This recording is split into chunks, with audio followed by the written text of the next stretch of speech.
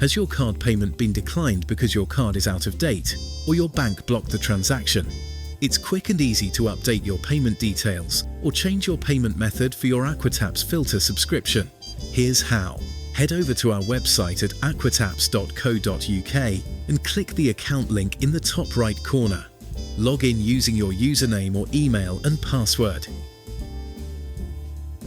If you've forgotten your password, simply click on the Lost Your Password link to reset it. Once logged in, go to the Orders tab and find your most recent filter subscription order.